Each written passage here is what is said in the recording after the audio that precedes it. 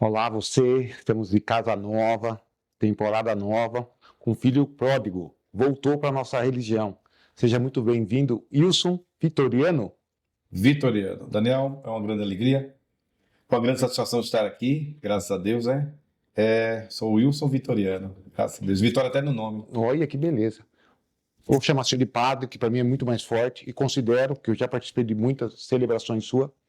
Queria que você contasse como que veio a vontade, o seminário, quando começou, é de berço católico, religioso.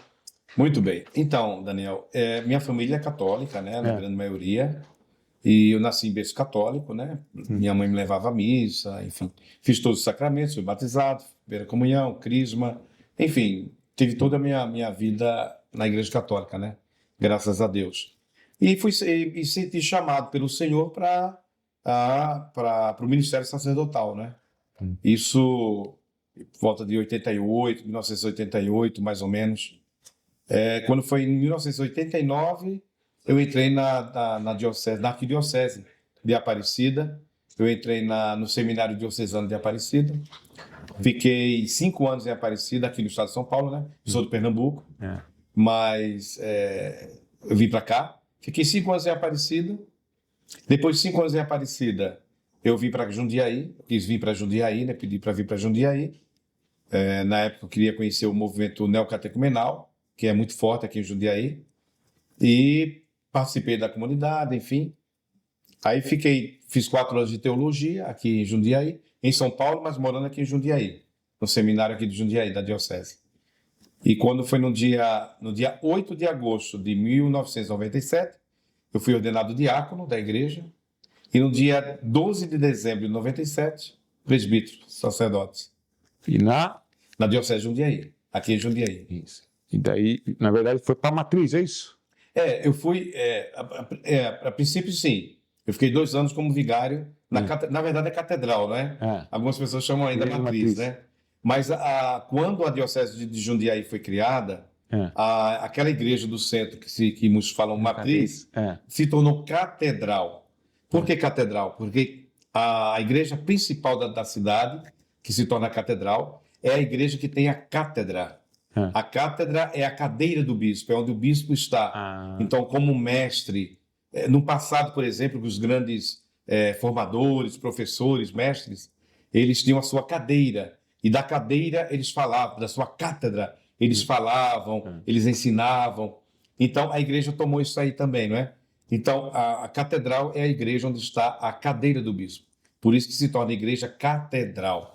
Então, a igreja matriz, que muitos falam, né? Muitos falam. Quando eu vim para Jundiaí, eu estranhei um pouquinho, porque as pessoas falavam, a igreja matriz, a igreja matriz. Na verdade, é a Catedral de Jundiaí. Eu fiquei 2 anos na Catedral de Jundiaí, no tempo do Dom Justino, depois se tornou bispo, Monsenhor Joaquim. Monsenhor Joaquim Justino, depois se tornou Dom, ele foi bispo de Osasco. Fiquei 2 anos na Catedral, aí fui nomeado pelo Dom Amauri para ir para a paróquia Cristo Redentor, em Várzea Paulista, onde eu fiquei 14 anos, né? É tempo de servir Jericó, e toda aquela movimentação, né, bonita.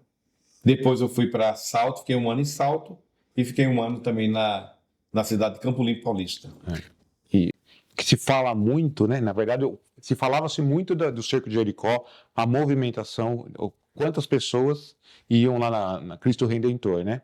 Na verdade, assim, uma novidade, né, para a igreja na época, né? Na verdade, para Jundiaí, a movimentação. Tanto que a igreja não comportava-se tanta gente numa celebração, né? Na verdade, o cerco... Existe a explicação do que é o cerco de Jericó, na verdade, né? O cerco de Jericó, no capítulo 6 do livro de Josué, o livro de Josué é o 5º livro da Bíblia, né? Primeiro é Gênesis, Êxodo, Levítico, Números e Deuteronômio. O 6º livro é o livro de Josué. Josué foi o servo de Moisés. A ele coube conduzir o povo de Israel para entrar na terra prometida de Canaã e tomar posse da terra prometida de Canaã, né? Certo. Então, o cerco, o que foi?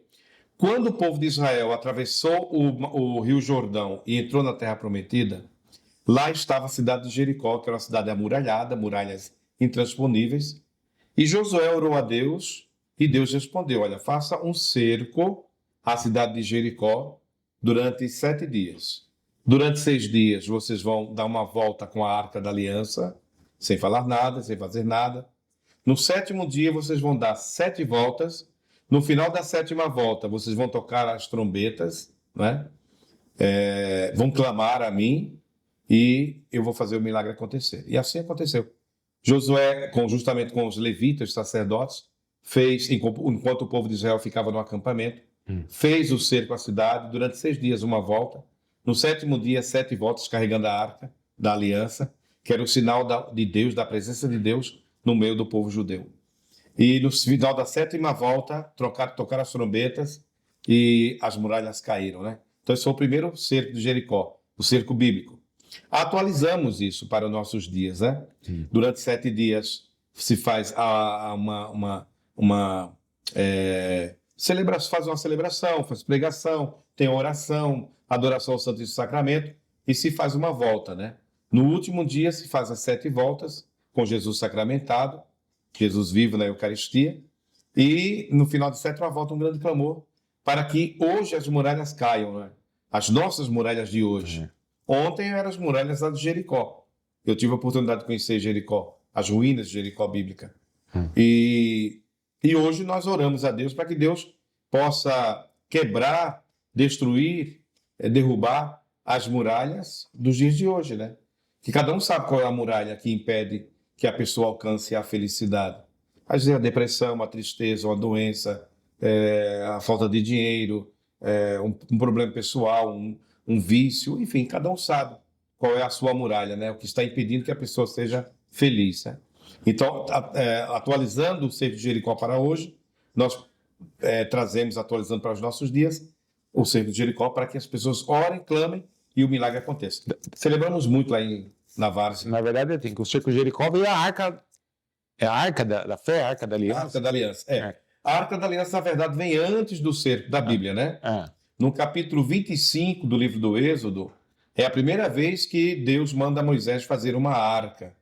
A arca é um baú, né? A arca é um baú de madeira de acácia. Eles estavam no deserto do Sinai e lá a planta de acácia, a árvore de acácia, é muito comum essa madeira. Então, o que eles fizeram?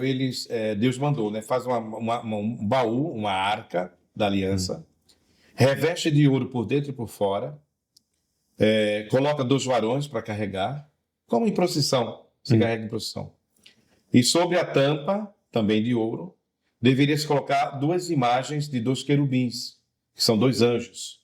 Porque no mundo angelical existem categorias, né? Uma hierarquia angelical. Então tem os querubins, os serafins, tronos, potestades, virtudes, dominações, os arcanjos, que são os principais. Então Deus mandou que eles colocassem 2 querubins, 2 anjos com as asas estendidas. E ali, aquele objeto foi no tempo de Moisés. Aquele objeto se tornou um objeto sagrado para o povo de Israel. Porque Deus falava com o seu povo do meio dos querubins. E ele ficava numa tenda, né? O povo estava no deserto. Quando o povo entrou na Terra Prometida, Moisés já tinha morrido, né? No Monte Nebo. Monte Nebo fica na Jordânia, do lado de cá do Rio Jordão. Quando o povo atravessa o Jordão, do outro lado, aí tem o primeiro obstáculo, que é a cidade de Jericó. Estão carregando a Arca da Aliança. A Arca da Aliança, que foi feita por Moisés, ficou para Josué, que era o servo de Moisés. E coube a ele, Josué, entrar com o povo na Terra Prometida. Então, o que a gente faz hoje é uma cópia, né? Não é nem uma cópia fiel, porque não dá para fazer uma cópia fiel, que nós não sabemos exatamente como foi a Arca da Aliança do Antigo Testamento. O que estava gravado, enfim, né, na arca, como que eram os anjos, não se sabe direito. Porque a arca, na verdade, ela sumiu, né? Ela não se sabe mais onde está a Arca da Aliança. Eu acredito que a Arca da Aliança foi arrebatada ao céu. Mas ainda há teorias que ela está na Etiópia, que ela está em outro lugar, enfim. Na verdade, nem sempre foi assim, né? Você não mudou, mas você mudou um pouco a sua vertente. Na verdade, você foi para a Anglicana, você mudou, saiu. Quando que saiu da Igreja Católica, Apostólica Romana? Isso. Olha, Daniel, com todo o respeito que eu tenho por todas as igrejas, claro, a gente tem que ter respeito pelas pessoas. Aliás, não só pelas igrejas. Nós devemos ter respeito por todas as religiões. Até mesmo pelo ateísmo, né? Pelos ateus. Podemos não concordar, podemos não aceitar, mas a gente tem que conviver com essas pessoas também, né? Então hoje existe uma democracia, hoje existe um pluralismo religioso, né? Então são muitas religiões. Então a gente respeita para conviver civilizadamente, né? Eu acho que o respeito é a base de tudo, né? Então, na verdade, sim, eu respeito todas as igrejas. Quando foi em 2016, por uma situação particular, né? Nada grave, nada questão moral, não foi nada disso, mas uma questão mais de relacionamento com o bispo da época, né? Eu tomei essa decisão, da qual me arrependo profundamente, por isso que eu voltei para a Igreja Católica, e fui para a Igreja Anglicana. Claro que eu não estou aqui fazendo crítica à Igreja Anglicana de maneira alguma, porque a Igreja Anglicana foi a igreja que me acolheu assim de uma maneira assim maravilhosa, né? Os anglicanos foram muito generosos comigo, muito amigos comigo. Então, eu só tenho a agradecer e pedir a Deus que abençoe poderosamente a Igreja Anglicana. Porém, quando houve esse desentendimento com o bispo, que eu tomei essa decisão, eu tomei a decisão de sair da Igreja Católica. Não foi a Igreja Católica que me expulsou, né? Fui eu que saí da Igreja Católica, tá?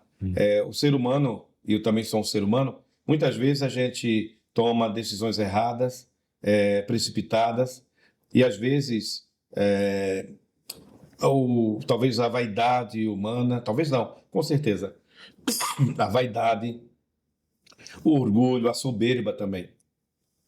E eu tomei essa decisão de sair da Igreja Católica e fui para a Igreja Anglicana. Mas mesmo, fiquei 9 anos na Igreja Anglicana, né? E mesmo na Igreja Anglicana, meu coração sempre foi católico romano, né? Por tradição, por família, e não apenas por isso, por consciência, por coração. Eu tenho consciência da minha fé, tenho certeza da minha fé. Então, o que acontece? Durante 9 anos eu estive lá, mas sempre quis voltar. Então, eu estou de volta à Igreja Católica. Wilson, aproveitando, você mudou a doutrina. Eu quero que você explique a doutrina e mudar a doutrina é falar não para a mãe, né? Não reconhecer a mãe de Jesus, né? Então, Daniel, a questão é a seguinte: a igreja mais antiga que existe é a Igreja Católica Romana, Apostólica Romana. Isso historicamente, ninguém pode negar. Alguém pode falar até assim, mas quem fundou a Igreja Católica foi o imperador Constantino, que não foi. Constantino, em 313, ele se tornou o grande imperador, né, de Roma, do Oriente, do Ocidente, e o que ele fez? Ele apenas decretou que o cristianismo não era, a partir daquele momento, pelo Edito de Milão, ele decretou que o cristianismo, a partir daquele momento, não era mais perseguido. O cristão estava livre para professar sua fé, cultuar a Deus, professar a fé em Jesus Cristo.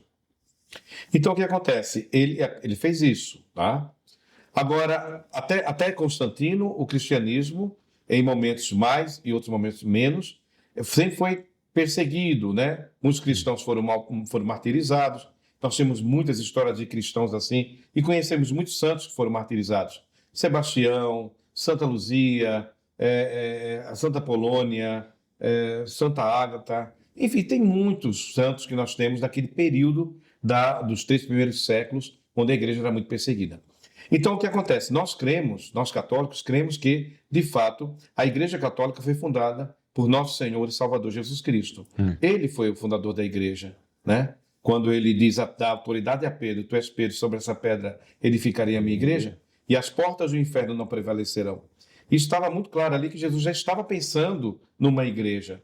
Já estava, de uma maneira explícita até, estava desejando que houvesse uma igreja, um povo, que a igreja, o que significa igreja? Assembleia, povo reunido em nome de Jesus. Isso é igreja.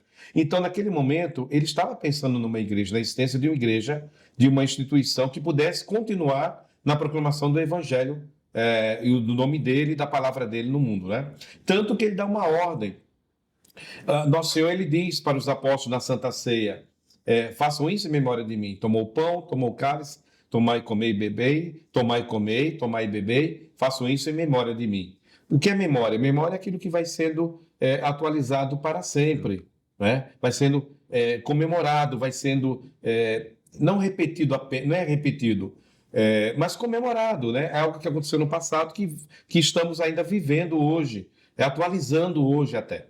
Então, o que acontece? Nosso Senhor, capítulo 28 de Mateus, ele diz: ide pelo mundo, pregai o evangelho e batizai todos os povos em nome do Pai, do Filho e do Espírito Santo. Então, ali claramente, Nosso Senhor estava falando de uma instituição que pudesse fazer toda essa obra dele, não é? Tanto que ele chamou os 12 apóstolos para que pudesse continuar a obra dele. Então, nós católicos, cremos que a Igreja Católica Apostólica Romana é a verdadeira igreja fundada por Nosso Senhor e Salvador Jesus Cristo. Quando nós falamos isso, nós não estamos desmerecendo igreja nenhuma. Nós não estamos negando nenhuma igreja. Nós não estamos desprezando igreja nenhuma. Apenas estamos dizendo que realmente a Igreja Católica foi fundada por Jesus Cristo há 2000 anos. O imperador Constantino, em 313, o que ele fez? Ele decretou que a partir daquele momento, aquela igreja que foi perseguida, maltratada, martirizada, muito sangue foi derramado. O Coliseu de Roma, por exemplo, né? Que era um lugar onde os cristãos eram martirizados. Famílias inteiras eram martirizadas. Então, o que acontece? O que nós falamos? Nós cremos que Jesus é o fundador da Igreja Católica Apostólica Romana, tá? Por que Roma? Porque lá onde o apóstolo Pedro morreu, aquele que recebeu de Jesus a autoridade para conduzir a igreja. Então, foi ali que ele morreu. Lá estão as relíquias de Pedro, do apóstolo Pedro, e também do apóstolo Paulo, que são considerados as colunas da igreja e sustentação da igreja, né? Então, Constantino, ele libera o culto cristão. Então, ele não funda uma igreja. Ele pode ter ajudado na organização da igreja, sim. Por quê? Porque a igreja, durante 300 anos, foi perseguida, foi maltratada. Não existia igreja-templo. Os cristãos se reuniam nas casas para celebrar a Eucaristia, que era o culto máximo, é o culto máximo de adoração a Deus. Então, o que acontece? O que o Constantino fez? Decretou: a partir de agora vocês podem viver a fé de vocês tranquilamente. A mãe de Constantino, Santa Helena, já era cristã, Constantino ainda não. Depois ele se converte e é batizado. Mas Santa Helena já era cristã, a mãe de Constantino, né? A imperatriz. Então, o que acontece? Ele libera, e sim, de fato, ele pela autoridade, porque a igreja não estava organizada. A igreja estava perseguida, não tinha igreja-templo. A primeira igreja que foi construída no mundo foi em Roma, que é a chamada Catedral de São João do Latrão, ou Laterano, em Laterano. É um lugar, né? Onde tem a Basílica Lateranense. Ali foi a primeira igreja decretada, construída pelo imperador Constantino. Foi a primeira igreja-templo, né? Templo físico. Foi ali, até hoje está lá, claro. Então, o que acontece? Ele liberou, ele organizou, sim, pela autoridade imperial, ele organizou a igreja, ele deu esse suporte para a igreja, e a igreja foi crescendo, né? Então, o que acontece? Houve uma ruptura no ano 1000, não vou lembrar agora com exatidão, no primeiro século do ano 1000, né? Depois do ano 1000, houve ali uma ruptura da Igreja do Ocidente, que é a Igreja Católica Romana, e a Igreja do Oriente, que é a igreja chamada Igreja Ortodoxa, ou Igrejas Ortodoxas, que são várias, né? Então, há essa ruptura, infelizmente, eu acho que 1054, mais ou menos isso. Quando a minha mente já está começando a falhar. Aí, 1054, mais ou menos. Quando foi no século XVI, houve a Reforma Protestante. Um monge chamado Martinho Lutero, ele se rebelou contra a igreja, contra uma prática de venda de indulgências na época, que de fato era algo que não era, que é algo condenável, né? Não deveria ser daquela maneira, né? Mas, enfim, aí ele se rebelou e houve a ruptura. Então, o que a gente percebe, aí daí vem todas as igrejas protestantes, né? Primeiro foi a igreja luterana, depois Calvino, na Suíça, também criou a igreja calvinista, e dessas duas vieram todas essas aí, e cada dia estão se multiplicando mais. Então, de maneira alguma, nós queremos aqui, eu quero desmerecer nenhuma igreja e nenhum irmão cristão, de maneira alguma. Mas eu quero falar o seguinte, que o meu coração é católico, creio na igreja, una, santa, católica, apostólica. Eu creio na igreja, creio que na igreja, a igreja romana, onde tem o verdadeiro sucessor de Pedro, que é o Papa, o Santo Padre, o Papa. E essa é a minha fé, eu sempre vivi essa fé. Fiquei 9 anos fora, de fato, fiquei 9 anos fora. Mas o meu coração sempre foi católico romano. E não dava mais para continuar. Por quê? Porque a igreja anglicana, repito, amo a igreja anglicana. A igreja anglicana tem muitas riquezas, tenho muitos amigos anglicanos, reverendos anglicanos, mas o próprio bispo anglicano chegou para mim e falou assim: olha, o seu coração é católico romano. Aí, pensando em tudo isso, né, depois de muita oração, muita análise, reconheci também o meu erro de ter desobedecido, na época, ao meu bispo diocesano. Não tenho problema nenhum de reconhecer, de falar, eu errei, eu tomei essa atitude errada de deixar a igreja. Não tenho problema nenhuma disso, de reconhecer isso. E hoje voltei plenamente à fé católica, né? Hoje sou católico. No dia 16 de dezembro de 2025, na presença do bispo diocesano de Jundiaí, Dom Arnaldo, eu fiz a minha profissão de fé. Fiz a profissão de fé é recitar o credo. O creio em Deus Pai Todo-Poderoso. Eu professei a minha fé e também e houve a remissão da excomunhão. Ou seja, uma penalidade que a igreja colocou sobre mim, mas aí foi tirada essa excomunhão. E agora o próximo passo é mandar toda a documentação para Roma, para que o Papa possa me liberar para celebrar a Santa Missa. Por enquanto eu não posso ainda celebrar a missa. Mas está participando da celebração. Plenamente, plenamente. Vou à missa, vou à igreja, comungo, participo. Embora sendo sacerdote, continuo sacerdote, claro, porque tu és sacerdote eternamente, segundo a ordem do rei Melquisedeque. A unção, uma vez dada, nunca é tirada. Porém, por enquanto não vem a dispensa de Roma, a licença de Roma, na verdade, eu participo como um fiel, embora sendo padre, mas como um fiel. Mas tem sacerdote que se casa, mas continua sacerdote. Porque uma vez sacerdote para sempre, né? Agora, se aquele padre, ele pede para a Santa Sé, para o Vaticano, né, para o Papa, a dispensa do ministério para casar, a igreja libera, tira, né, dá dispensa para ele.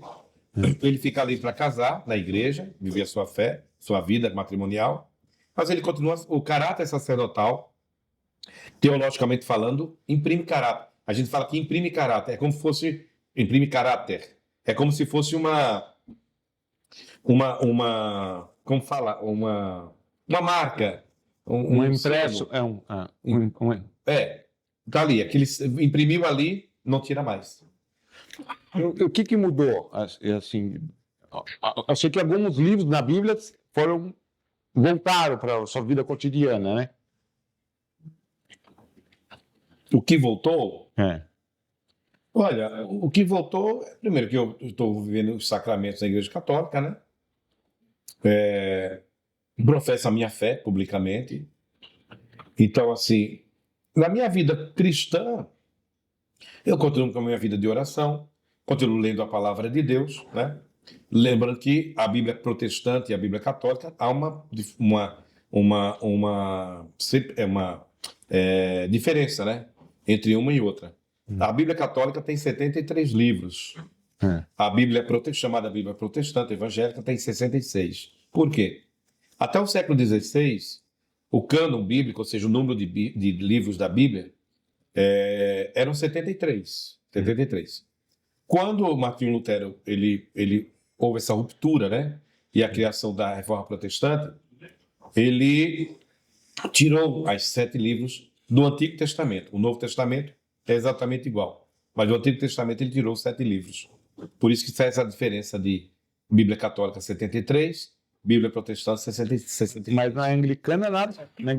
As celebrações, batizado, casamento, celebrações de casamento.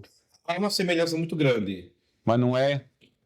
A hóstia existe na anglicana? Sim, a comunhão, né? A Eucaristia existe. Lá na igreja anglicana, a comunhão chama em 2 espécies, né? É o pão e o vinho, não é só o pão. Por quê? Qual a diferença? Para o católico, quando você recebe a hóstia consagrada é o corpo de Jesus. Então, no corpo de Jesus, não existe corpo sem sangue, não é verdade? Com certeza. Então, quando você recebe o corpo de Jesus, para o católico ele crê que naquele corpo de Cristo está o corpo, sangue, alma e divindade de Jesus. Jesus está pleno na Eucaristia, no Santo Sacramento, na hóstia consagrada. Isso é a fé católica, tá? Que Jesus está presente verdadeiramente e realmente no seu corpo e no seu sangue. Então, quando o católico recebe a hóstia consagrada, ele está recebendo também o sangue, alma e divindade de Nosso Senhor. Jesus está completo na Eucaristia, mesmo sendo só a hóstia consagrada, né?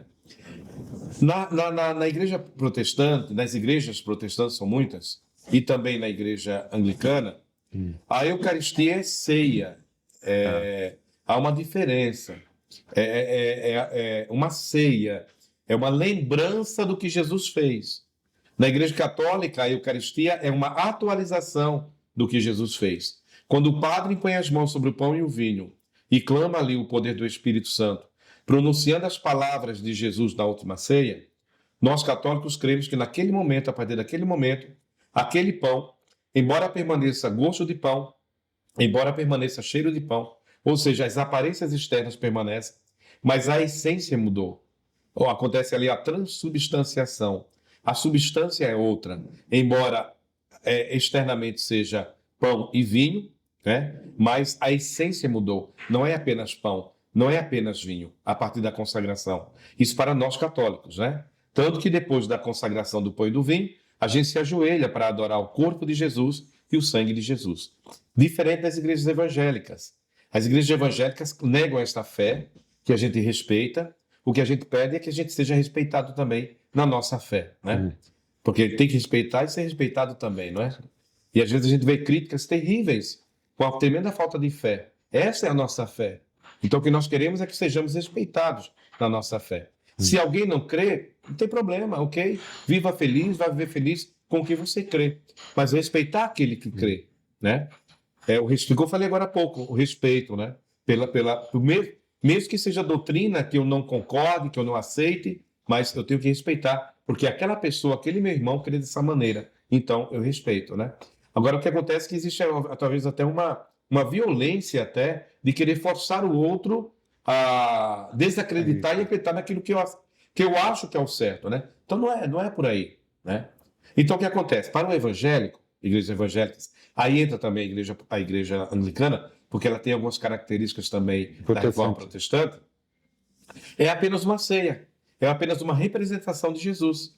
Então pega o pão, o vinho, come o pão, né? Toma o vinho, é uma representação. Na igreja anglicana existem os anglo-católicos, que são anglicanos, que tendem mais a ir para a doutrina católica da transubstanciação. E existem também os anglo-evangelicais, são aqueles anglicanos que tendem mais à doutrina protestante da ceia do Senhor, que é apenas uma ceia, apenas uma celebração e nada mais do que isso.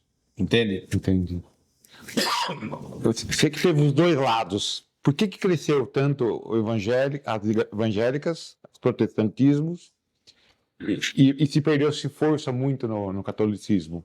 Olha, não dá para a gente fazer uma análise assim profunda, porque esse é um tema que nós levaríamos aqui horas e dias. Dias, porque teríamos que ver toda a questão histórica também. A Igreja Católica, até meados do século XX, ela era predominante no Brasil. 98%, 99% do Brasil era católico. Então não se havia preocupação, porque todo mundo nascia católico, todo mundo era católico. O que acontece? Com o passar do tempo, década de 60, 70, 80, começou-se muito a questionar tudo é questionado. A família foi questionada, a família mudou, né? A estrutura familiar da década de 50 do século XX para a estrutura familiar de hoje é diferente. A maneira de você ver a família hoje é diferente. O relacionamento de filhos e pais numa família de hoje é diferente da década de 50 do século passado. Então, o que acontece? A Igreja Católica ela era hegemônica, ela é total na igreja, no Brasil. Todo mundo nascia católico, então não havia preocupação. Quando começou os décadas de 60, 70, 80, se questionar demais, toda a estrutura é questionada. A igreja foi questionada, a estrutura de família foi questionada, de política foi questionada, tudo, né, levantou-se. E hoje, você sabe que hoje tudo é questionado, né? Temos a internet que todo mundo se sente livre para dar a sua opinião. Às vezes é a opinião mais louca que existe, mas a pessoa se sente no direito de dar a sua opinião. E a gente tem que respeitar. Fazer o quê, né? Temos que conviver. Então, o que acontece?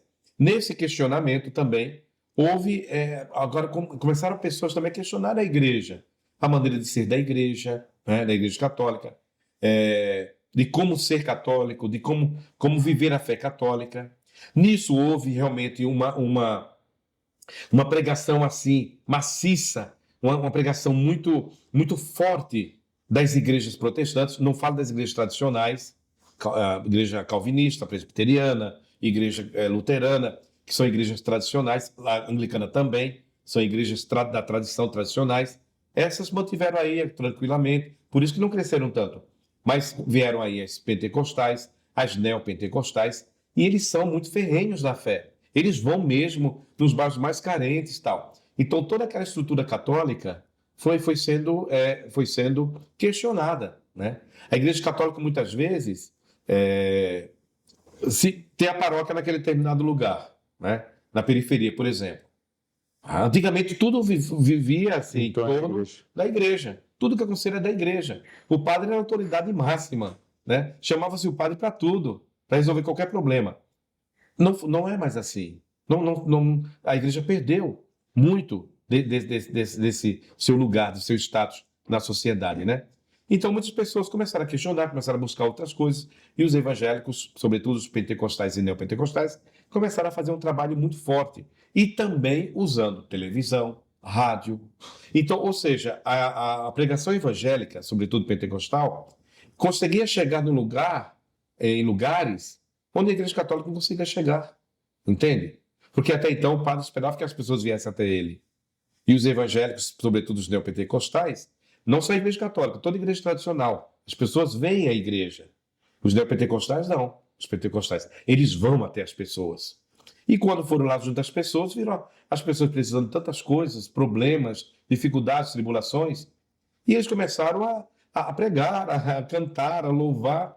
E as pessoas começaram a se abrir a essa nova maneira de ser cristão, né? Que a igreja protestante traz. Quer dizer, eu fiz aqui um breve relato. Um relato e uma análise muito, mas muito simples e muito superficial, né? O problema, não o problema, mas a questão é muito mais profunda, né? Poderíamos aqui ficar horas. Então, mas para mim foi mais ou menos isso. Você que voltou, para que você espera agora, para finalizar, para 2026? Certo que você quer voltar ao altar, né? E, assim, reunir o povo, falar a palavra de Deus, mas tem mais alguma coisa que você espera? Você espera uma análise de Roma mais rápida? Volto só um pouquinho à questão da religião, né? Você falou que realmente as igrejas protestantes, porque não é a igreja protestante, né? São as igrejas protestantes, né? Diferente da igreja católica, que é a igreja católica. Apesar de todas as tribulações, dificuldades, é a igreja católica. Porque a igreja católica é una, santa, católica, apostólica. Então, e não tem dono também. E não tem dono. O dono é Jesus Cristo, né? Não tem dono. Por exemplo, morre o Papa, você viu agora quando aconteceu no ano passado, morreu o Papa Francisco, que foi uma comoção mundial, né? Uma coisa maravilhosa o que aconteceu em Roma, o carinho, a maneira que as pessoas demonstravam amor e carinho pelo Papa Francisco. Muitos nem católicos eram, muitos que não eram nada, não são cristãos, mas o discurso do Papa Francisco, um discurso humano, um discurso de acolhimento, de amor, né? Então o que acontece? Morreu o Papa, tem todo aquele momento ali de tristeza e tal, mas depois sepultou, temos um outro Papa. Por quê? A igreja não tem dono. O Papa não é o dono da igreja. O bispo não é o dono da diocese. O padre não é o dono da paróquia. Nós vamos passar e outros virão. Claro, tem igrejas protestantes que a gente sabe que tem o fundador, aquela família que fundou, enfim. Né? Cada um Vamos respeitar. Respeitar, claro, né? Mas a igreja católica tem essa grandeza, né? Quem é o dono da igreja de fato é o Senhor da igreja, a cabeça da igreja, que é Cristo Jesus. Ele é o esposo, a igreja é a esposa, né? O que eu espero para 2026, para mim, eu espero que o Santo Padre, o Papa Leão XIV, ele possa me dar essa grande alegria, essa grande graça de voltar a celebrar a Santa Missa, que está sendo muito difícil para mim, porque em 28 anos de padre, é a primeira vez que eu me encontro sem celebrar a Santa Missa. Participo da Santa Missa, creio na presença real e verdadeira de Jesus no Santíssimo Sacramento, mas eu sempre estive no altar, né? E para mim está sendo muito difícil, é um momento assim de muita... Mas é bom, porque o Senhor muitas vezes, Ele nos leva ao deserto, não para que a gente sofra, embora a gente sofra, mas Ele nos leva ao deserto para falar conosco. Porque no deserto, quando você está no deserto, é somente você e Deus, não tem mais nada. É você e Deus. Então, eu estou fazendo uma experiência muito forte, até mesmo de me aprofundar mais ainda na minha fé, nesse período, né? Então, o que eu espero que o Papa me dê essa autorização, né? Não sei quando acontecerá, mas eu estou muito confiante que isso vai acontecer. Eu vou ficar imensamente feliz quando isso acontecer. Para mim, eu espero essa bênção do Santo Padre o Papa Leão XIV, a quem eu me submeto completamente como filho da Igreja e filho dele. E também para todo o povo, eu espero que 2026 seja um ano de muita prosperidade, de muita bênção, e tudo aquilo que foi perdido em 2025, Deus possa restaurar na minha vida, na sua vida e na vida daquele que está nos vendo agora, restaurar 2 vezes mais, como aconteceu na vida de Jó. A Bíblia diz que no livro de Jó, no capítulo 1 de Jó, Jó perdeu absolutamente tudo. Ele perdeu 7.000 ovelhas, 3.000 camelos, 500 juntas de bois, 500 jumentas e mais. Além de perder toda a sua riqueza, ele perdeu os 10 filhos de uma só vez. Jó perdeu absolutamente tudo. E a Bíblia diz que Jó, o corpo de Jó, estava completamente enfermo, estava completamente chagado, ferido, né? Ele se coçava com um caquinho de telha. E Deus, pela constância de Jó, porque Jó dizia: nu eu vim do ventre da minha mãe, nu voltarei. O Senhor me deu, o Senhor me tirou, bendito seja o nome do Senhor. E no capítulo 42, a Bíblia diz que Deus restituiu 2 vezes mais tudo aquilo que Jó havia perdido. Então, quero falar para você que está nos vendo, e para mim também. Falo para mim, eu prego para mim também. Tudo aquilo que foi nos tirado em 2025, seja restaurado em 2026. E que seja um ano de muita bênção, de muito milagre, e que todos possam alcançar o desejo do seu coração. Padre Wilson, muito obrigado. Fica o convite para retornar. A hora que você tiver, não a hora que você vir contar para a gente a experiência que teve em estar celebrando lá como leigo. E agradeço mais uma vez ter aceitado participar aqui, conversar um pouco com a gente aqui. Daniel, uma satisfação, uma honra estar aqui. Que Deus abençoe a você e a todos que estão nos vendo. Amém.